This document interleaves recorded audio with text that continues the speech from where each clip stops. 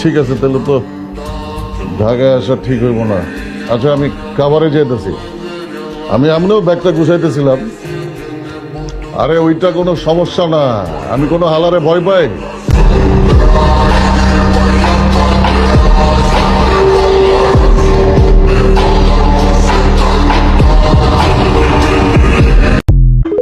রাধা যেমন চিনির বস্তা বহন করে নিয়ে যাওয়ার সময় বুঝে না ও কি নিয়ে যাইতেছে, ওইটার স্বাদ কি, প্রেমিকরাও তেমন অন্ধের মতো ভালোবাসা যায়, কোনোদিন কাউকে আপন কইরা পায়। সব প্রেম কাহিনীর শেষে দেখবা বিচ্ছেদ থাকে।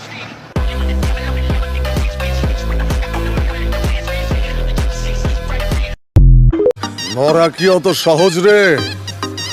মরতে হইলে তর পাইতে হয়।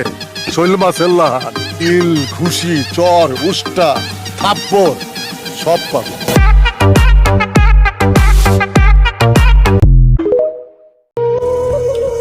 সবাই পিস্তল নিয়ে ঘুরতে পারে, কিন্তু গুলি চালানোর আত্মা সবার থাকে না।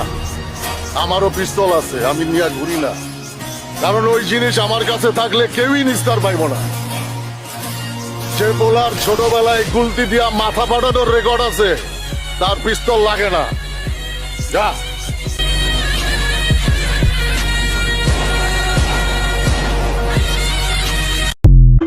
ঠিক আছে, তাহলে আমি ব্যাগ গুছাই, জেলখানায় যাওয়ার প্রস্তুতি নিই। অনেক দিন জেলখানার হাওয়া বাতাস খাইনি, যাই জেলখানার হাওয়া বাতাস খাই। মনটা কেমন জানি আনচান করতে হবে।